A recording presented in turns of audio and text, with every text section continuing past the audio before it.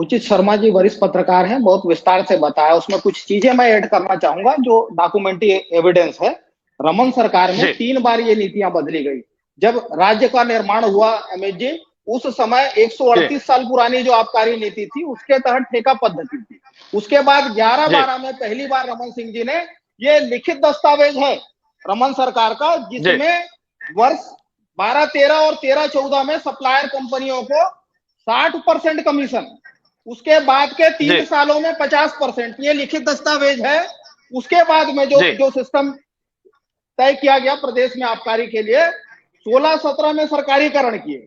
और जो supplier company, जो प्लेसमेंट एजेंसी और ट्रांसपोर्टर तक वर्तमान सरकार ने नहीं बदले हैं। जो राजस्व, जैसा कि उचित शर्मा जी ने कहा, जो 3-4 में जब रमन सरकार आई तब 400 करोड़ का था, वो बढ़ के 3,900 करोड़ तक 18-19 में हुआ।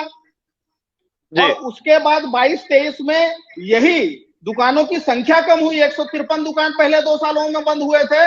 मात्रा में 10% अंग्रेजी और 15% जो है देसी शराब की खपत में कमी आई। उसके बावजूद राजस्व पहुंच गया 6,000 करोड़। तो ये इस बात का प्रमाण है कि जो 2 गल्ले की बात ये करते हैं, ये वो इन भाजपाइयों का पाप है। और जिस प्रकार से ईडी भाजपाइयों के लिखे स्क्रिप्ट पर काम कर रही है, हमने तो पहले भी पूछा था कि फर्जी हॉलमार्क की बात ये करते हैं, सप्लायर कंपनियों से जब्त किए क्या एक भी?